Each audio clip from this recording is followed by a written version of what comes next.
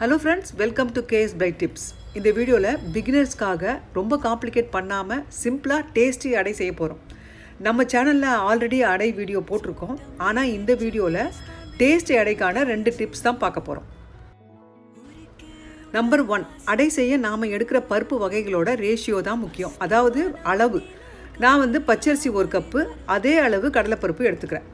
மற்ற பருப்புகளான தோரம்பருப்பு, சிறுபருப்பு, உளுத்தம்பருப்பு எல்லாமே 1/4 கப்புக்கு எடுத்துக்கிறேன். இந்த ரேஷியோலேயே நாம் நிறைய குவான்டிட்டி செஞ்சுக்கிறதுக்கும் எடுத்துக்கலாம்.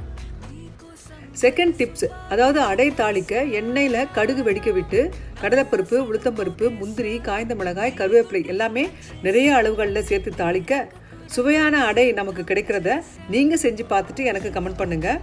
இந்த வீடியோ பிடிச்சிருந்தால் லைக் பண்ணுங்கள், உங்கள் ஃபேமிலி ஃப்ரெண்ட்ஸ்க்கெலாம் ஷேர் பண்ணுங்கள். என்னோட நியூ அப்லோட்ஸ்க்கு மறக்காமல் கேஎஸ் பிரைட் டிப்ஸ் சேனலுக்கு சப்ஸ்கிரைப் பண்ணுங்கள். தேங்க்ஸ் ஃபார் வாட்சிங்.